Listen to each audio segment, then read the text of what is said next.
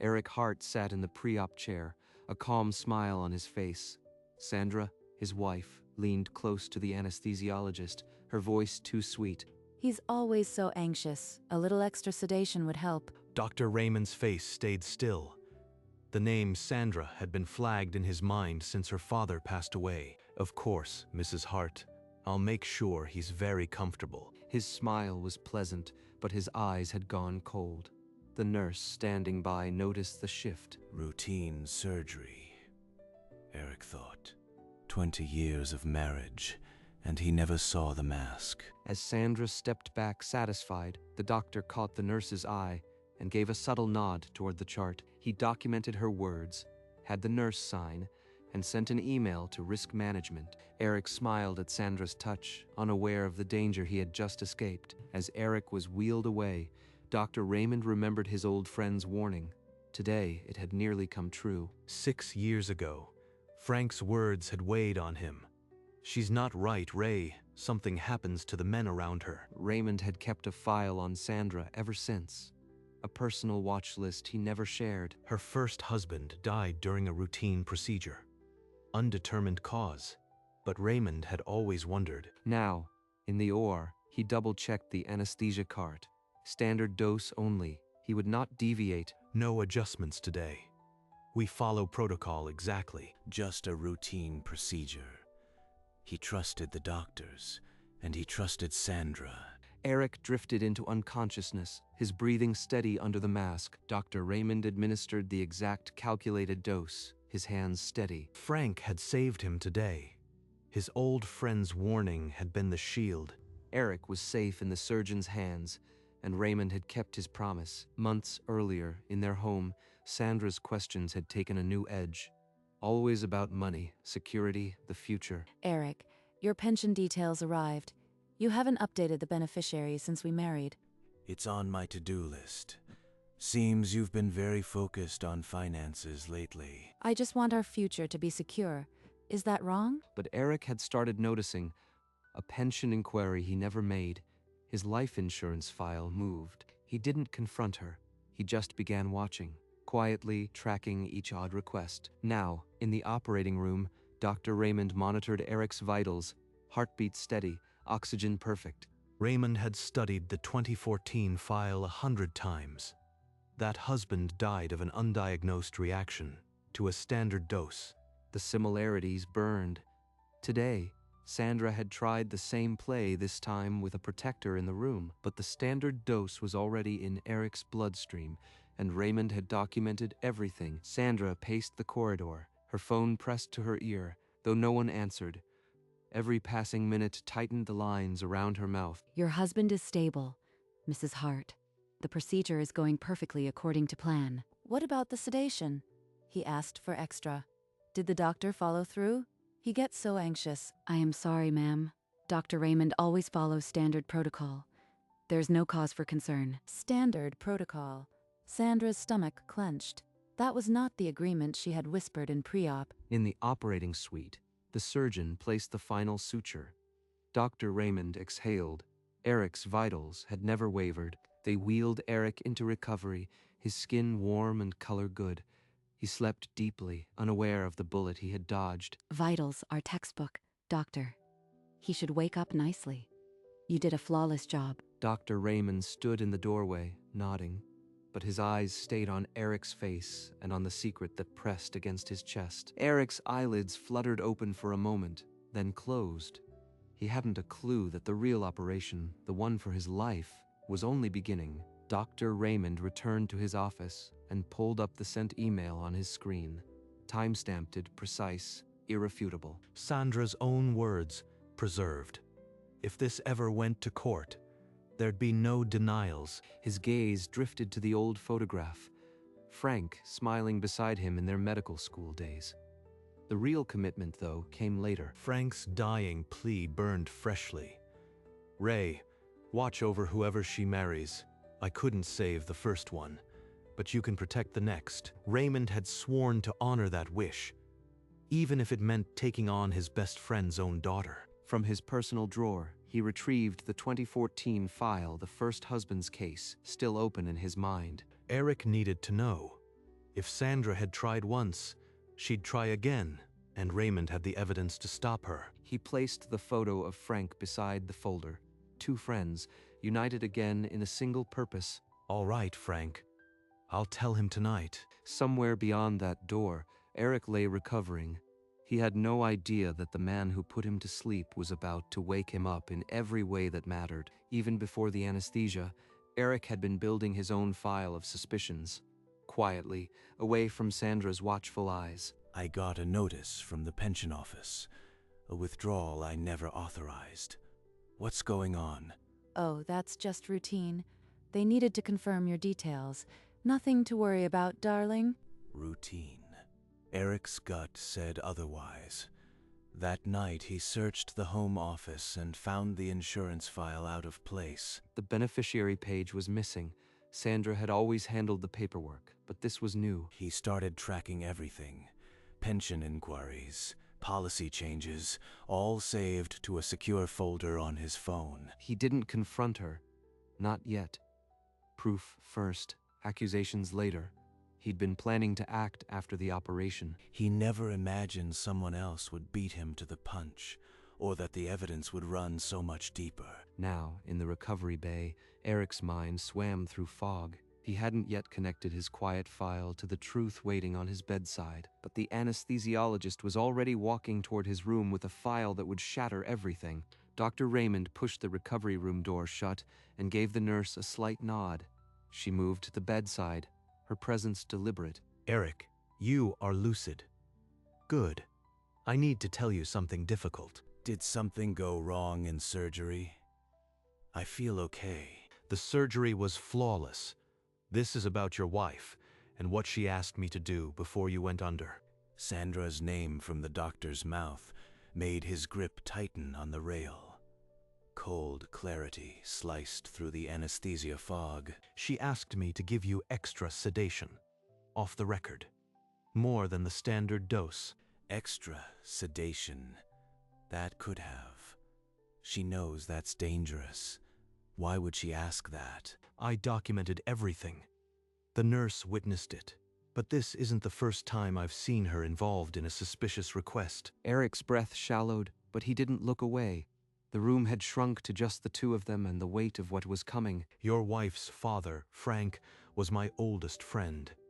Before he died, he told me to watch over you, and he warned me about Sandra. Frank? Sandra's father warned you about her? Her exact words, signed by the nurse. I sent a time-stamped copy to risk management. He read Sandra's request in her own handwriting. The betrayal was no longer abstract. It was ink on paper. Frank saw a pattern. Your wife's first husband died under similar circumstances. A routine procedure gone wrong. The first husband. Eric hadn't even known he was the second act. I have the full file, but you need to rest first. The important thing is you are safe now. Why are you telling me all this? You could have just done your job and walked away. Because Frank was my oldest friend, and he asked me to protect you. I made a promise to a dying man. The weight of Frank's love, reaching across death to save him. Eric's throat tightened. I want to see that file. Whatever she's done, I need to know everything. Raymond slipped out, and Eric lay alone. The ceilings seemed lower, the future heavier. One misplaced word to Sandra, and he'd be back in the crosshairs. He had to move like a ghost. Your wife is asking to see you, Mr. Hart. She's been pacing for an hour. Tell her the surgeon said I need total rest. No visitors until morning. From his desk, Raymond reviewed the 2014 file again. He'd promised Eric the full truth, but only after he was strong enough. Eric's phone lay on the side table. He opened the secure folder, his own file filled with financial discrepancies. Now it looked like a warning. He'd started tracking pension withdrawals weeks ago. He just hadn't known. She'd already tried to kill him. The anger solidified into something cold. Eric sat up slowly. ignoring the protest in his shoulder. Frank saved him today, and Raymond had been the instrument. Now it was his turn to act. He had a file, a lawyer, and a dead man's warning. Sandra had made her move, and it was already failing. Sandra cornered the nurse again, her voice sharp as a scalpel. She was unaccustomed to hearing no. I am his wife. I have a right to know what's happening. What are you hiding? The nurse repeated the surgeon's order. Total rest.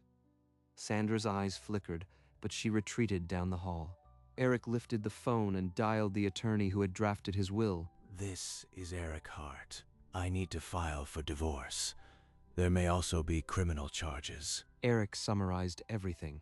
The financial fraud, the attempted murder. The attorney on the line went silent. Evidence in hand. Law on the way. Sandra would answer for everything. In the cold corridor, Sandra stared at the recovery room door. She couldn't name what had shifted. Eric's first shot had been fired without a sound. The divorce papers were already in motion. Sandra's world would crack open soon. But for now, she stood outside, unaware the walls had already crumbled. Raymond returned, carrying a folder thicker than the last. This time, the full weight of 2014 sat inside. The first husband. The one who died from a reaction. Sandra was the only one in the room when he crashed. Eric's vision swam. Sandra had been married before, but he'd believed the story that it was a tragic accident. Raymond opened the file onto the bed. The words, "undetermined reaction," had been circled in red. He arrested under a standard sedative, the same kind you had today. The hospital couldn't explain it. She did it then, didn't she? And she tried again with me. Frank suspected, but we never had solid proof, until now. Your wife's words and my documentation are a starting point. A starting point. That meant this road would be longer and more dangerous than he'd thought. I need a forensic toxicologist. Someone who can re-examine the 2014 tissue samples. Raymond nodded. The promise to Frank was now a mission, and Eric was ready to see it through. 3 days after discharge, Eric carried the 2014 file into a forensic toxicologist's office. These are the tissue samples from 2014 and the anesthesiologist's documentation. I need to know if they match. The toxicologist studied the pages with a practiced frown. He agreed to run a full panel of tests. Meanwhile, at the house, Sandra felt the change before she could name it. You've barely said a word all week. Are you in pain or just moody? The doctor said recovery takes time. I am tired. Sandra. Tired. She'd heard that before, but his eyes never met hers anymore. Did the doctor say anything else? About the sedation? Eric kept his voice even, a flicker of the old calm, as if nothing had changed. But Sandra's instincts were brushing against something unseen. Across town, a mass spectrometer was about to wake the dead. Sandra cornered him at the dinner table, her smile gone. Stop lying to me. You are not tired, you are shutting me out. What did that doctor tell you? Nothing. I am just sore and exhausted. Can we drop this? His tone was too calm. Something was definitely wrong. Eric escaped to the back porch to take a call. The toxicologist's office name glowed on the screen. The toxicologist's report was unambiguous, a rare metabolite, present only when sedatives are deliberately pushed beyond safe limits. The chemical signature overlapped with the drug Sandra had so casually requested for Eric's procedure. So it was murder. The same chemical. The same killer. The forensic link was now solid enough to reopen the cold case and point directly at Sandra. Eric pocketed his phone and stared into the dusk. He had everything he needed to bury her legally, and he would. The next morning, Eric drove to the courthouse with a slim attorney's folder and a heavier heart. I want this filed immediately, and I need the toxicology report delivered to the detective. The divorce petition was stamped before noon.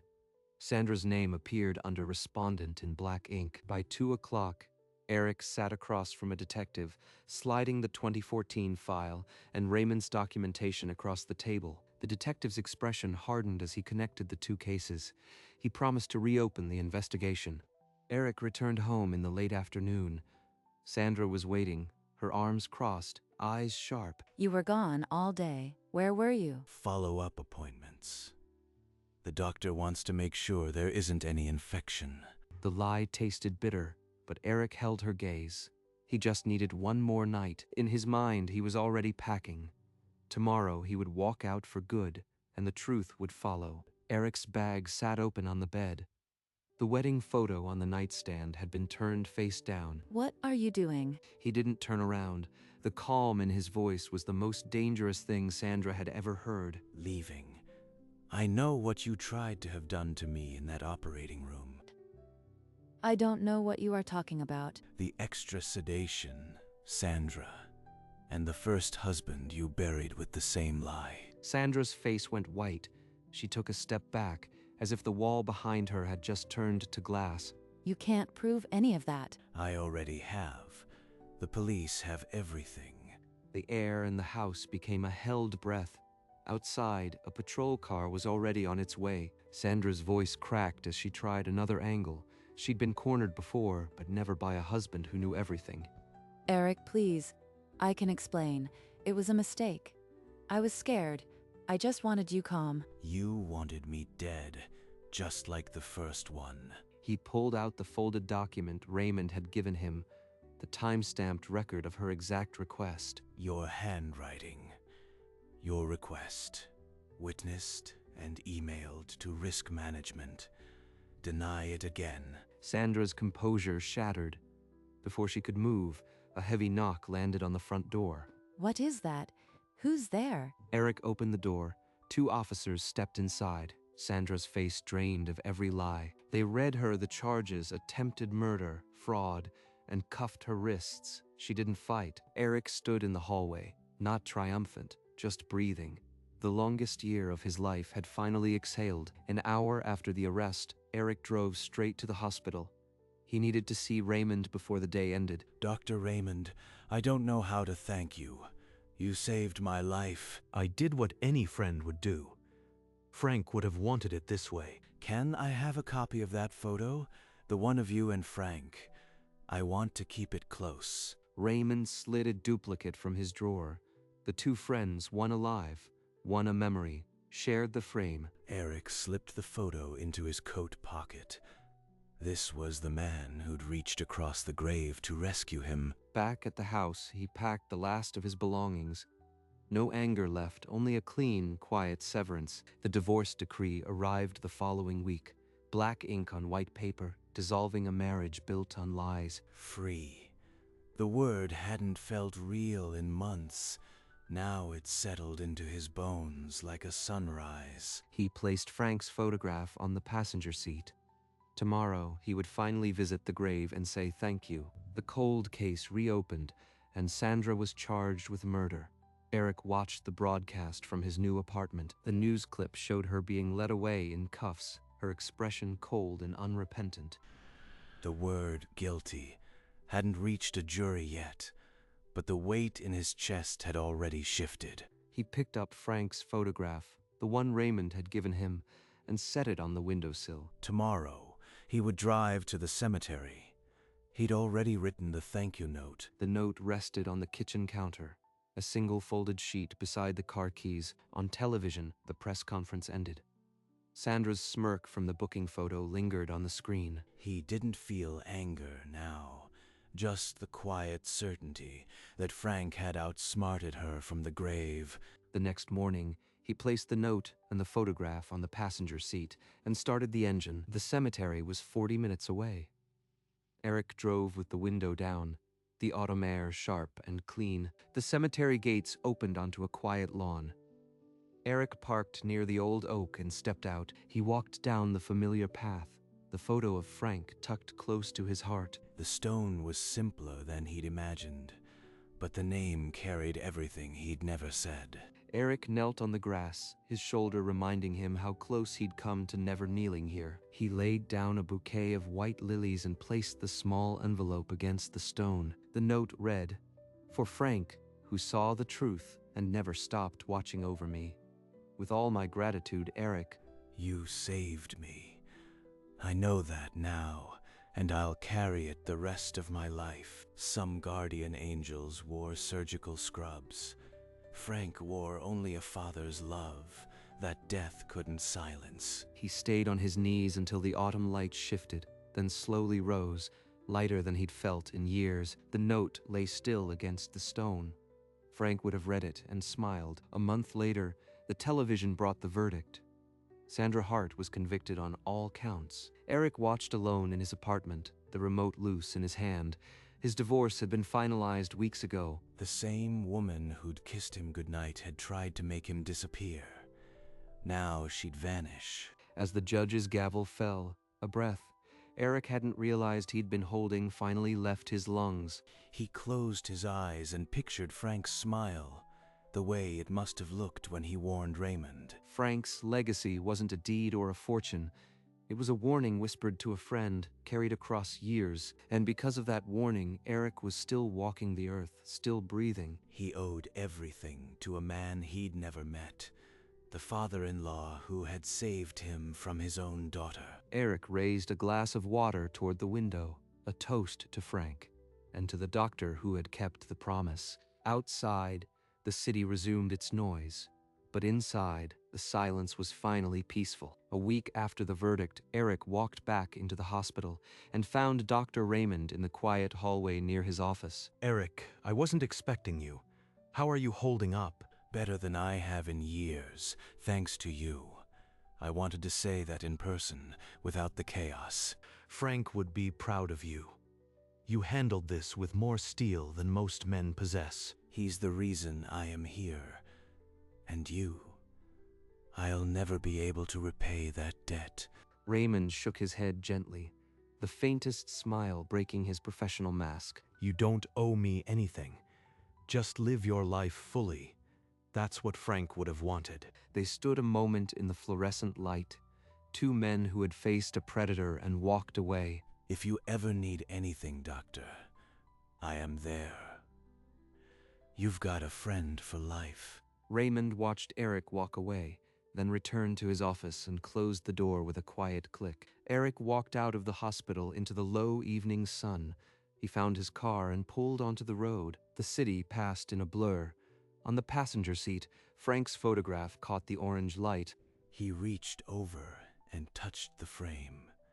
A quiet smile found its way to his lips. The road ahead was clear, the future no longer a question mark. Some guardian angels wear surgical scrubs instead of wings, and some father-in-laws protect their sons not in life, but through a promise that outlasts them. Eric drove on, the day settling into gold. He didn't look back. He only looked forward. The road curved, and the city skyline rose beyond the windshield. Somewhere behind him, a courtroom door had closed, and in the stillness of the evening traffic, the silence was no longer loneliness. It was peace.